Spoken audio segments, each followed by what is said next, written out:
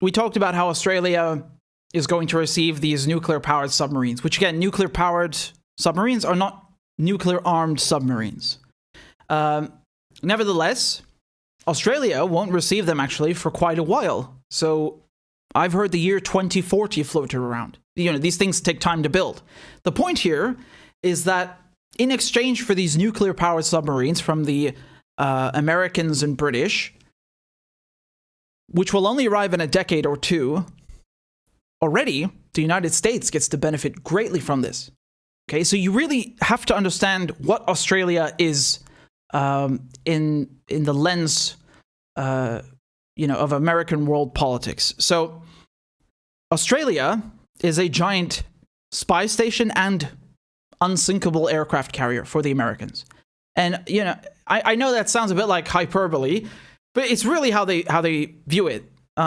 It's more of a vassal state than, a sovereign country. So I'm just going to pull up a map for you so you can see the military bases in Australia. I think there are about 7, or at least the ones that are publicly, semi-publicly disclosed. But the most important one is at Pine Gap. You can see the various facilities here. And you can see that they also list training bases, right? A thing to note about training bases, which is very important, is that in Australia, the United States doesn't only have its own bases, it also has access to training facilities that belong to the Australian Defence Forces, right? Which is extraordinary, right? So they can just use those as well. They have access to those. They also have access to ports in Darwin, Fremantle, and Royal Australian Air Force airfields. So they not only have their own facilities, but they actually share facilities that belong to the Australian Defence Forces. And the star, literally, it's a star on the map, is Pine Gap, which is right in the middle of Australia in the desert. It's near a place called Alice Springs. Pine Gap is very controversial, always has been for many decades, right? It's a giant spy station. It's So it's not an air base or something. It's just, it's really the crown jewel. It's the most important of all these military installations.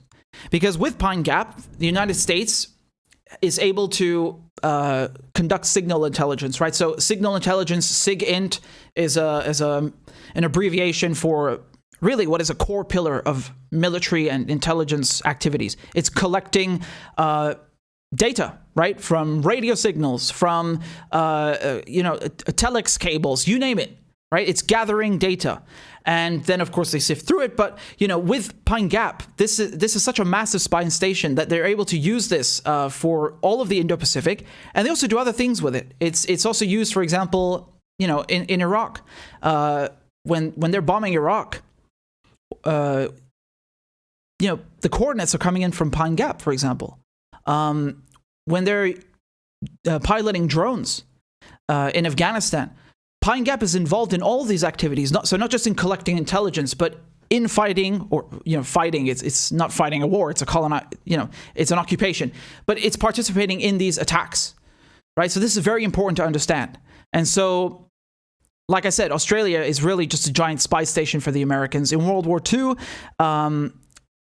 again, the term unsinkable aircraft carrier is quite succinct and accurate. And Peter Dutton, the defense minister, the Australian defense minister, what did he say recently at a press conference with the Americans?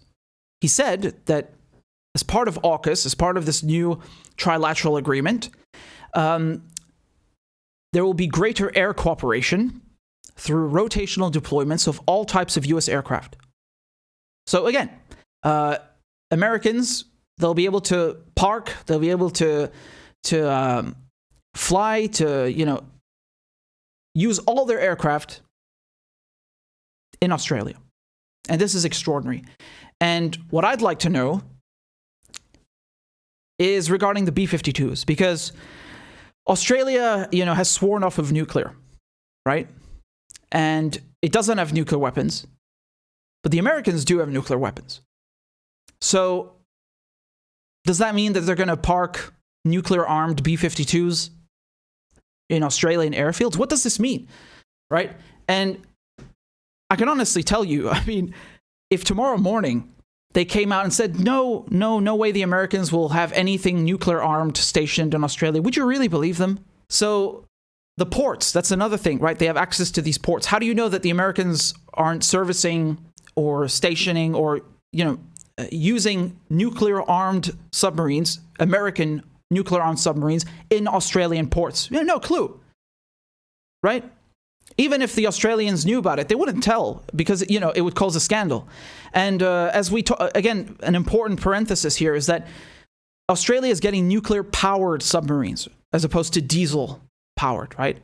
And Australia is allowed to do that as a signatory of the Nuclear Non-Proliferation Treaty, right? So there's kind of, they call it a loophole, I guess, that, you're not allowed to have nuclear weapons because you signed a treaty which is against proliferation of nuclear weapons, but you can have naval applications. So you can build ships that have that run on nuclear power.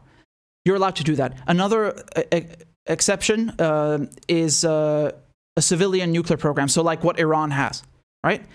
Any country that signs the NPT has the right to a civilian nuclear program and naval use.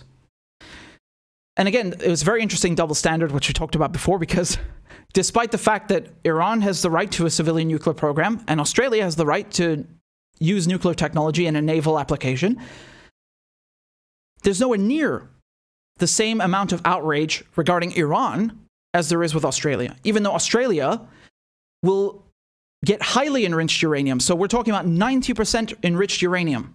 Iran only just recently got to 60%, right? And if America hadn't broken the nuclear deal, if Trump hadn't left the JCPOA, Iran would still be at 3.67%. That was the limit outlined in the JCPOA, and Iran always stuck by it. It's not me saying that. It's the IAEA nuclear inspectors who verified this. They have 24/7 cameras in all of the nuclear facilities. They can go anywhere they like. They can sweep any nuclear facility in Iran, and they verified this. So you can see this double standard, right? In any case, you really have to understand what Australia means for the Americans. They don't view Australia as a sovereign country. They don't view it as, an ally. They call it an ally, but it's really a colony. And the British still view it as a colony too, in many ways. And if there is a possible future confrontation with China, I hope there isn't. But if there is, they're not going to bend over backwards to save Australia. I think Australia is a means for them to distance themselves from any confrontations, because by surrounding China with military bases, much closer than Australia, by the way, right?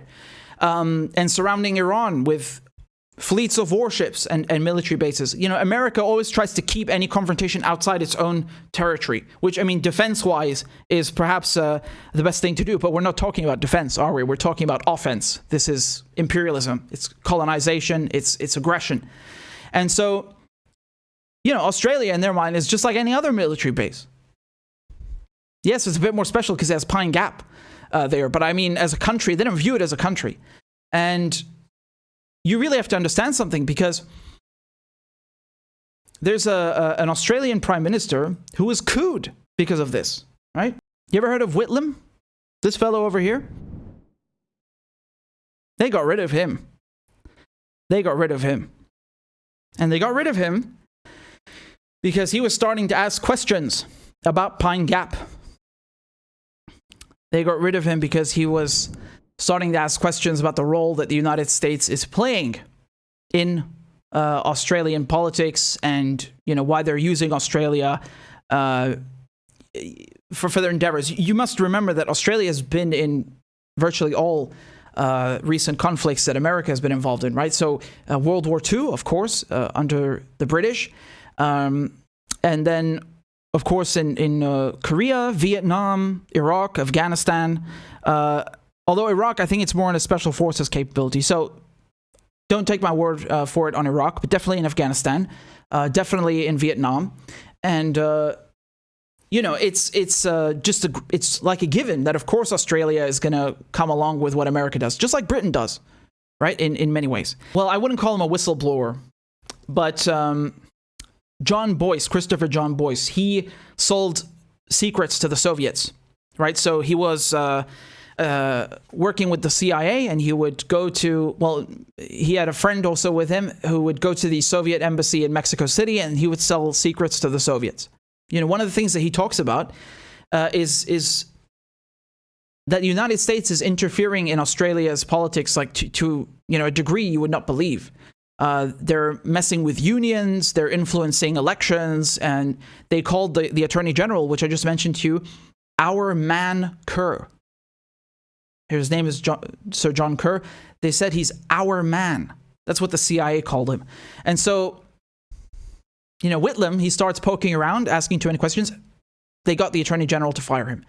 And so it's really important to understand that Australia doesn't just serve a military application for the Americans, but, they're interfering in it like they do with any other country, which is wrong regardless. Like, just because they're doing it to one of their allies doesn't mean it's okay to do it to a non-allied country, obviously. But what Christopher John Boyce said, the guy who was selling secrets to the Soviets, he said that if the Americans, if they're doing that to one of their own allies, what are they doing to other countries? I think that really puts things into perspective. And what's crucial to understand is this didn't stop. If anything, it's gotten worse. You can just see now with Aukus, it's getting worse, right? Australia is getting some shitty submarines that will probably be old by the time they're built, and which will only arrive in 10, 20 years. But the Americans, they kicked the French out of the picture. They've made money for the military-industrial complex, and they've strengthened their influence in the Indo-Pacific and over Australia. Win, win, win for the Americans, right? So this is really crucial to understand. It's so much bigger than some bullshit in the media, like how, oh yeah, this is strengthening our defensive ties. No. There's a whole history of CIA meddling, of American meddling inside Australia, not to mention what the British did, right? I mean, the relationship with the UK. So Australia is really a vassal state, a colony to both the UK and the US. But you have to understand the recent history, because we're talking about this is just the last few decades, and it's still continuing, right? It's not something that just started. You really have to understand that Australia has no sovereignty, and AUKUS is just making that worse. This is completely beneficial for the United States, and Australia gets nothing, absolutely nothing out of this. I mean, if anything, it's actually putting Australia in danger, because, if the Americans treat it like a base, and they are, and they attack China, I mean, China is, my point is that they might put Australia in harm's way, and they are by doing this, which is really crappy for the Australians, right? And of course, everyone else who has military bases occupying their soil. And I even heard that there's a room in Pine Gap where even the Australians couldn't go in. Can you imagine that? We're not talking about some embassy, which you could argue, fine, it's an embassy. We're talking about an installation in Australia, a military installation, which is supposed to be shared between the UK, I'm getting my empires mixed up, between the US and the Australians. And half the employees, for example, at Pine Gap are Americans, right? And apparently there was a room where even the Australians weren't allowed in, which is incredible, right? How it just gives you an idea of who's running the show. It's extraordinary. So, yeah, I really think it's important to understand the relationship, the subordination, and I mean, Joe Biden couldn't even remember Morrison's name. Jeez, that is so emblematic of what's going on, really. So emblematic. It's shameful, honestly. Like I said, it's important to put it into context, because then it makes even more sense, and you can grasp the bigger picture perhaps a lot better. And of course, just as a last note, Julian Assange, who's an Australian citizen, why do you think that Maurice Payne, the foreign minister, or Scott Morrison, the prime minister, why do you think they refused to comment on Julian Assange's case? This is one of the reasons, because they know that the United States wants to get Assange.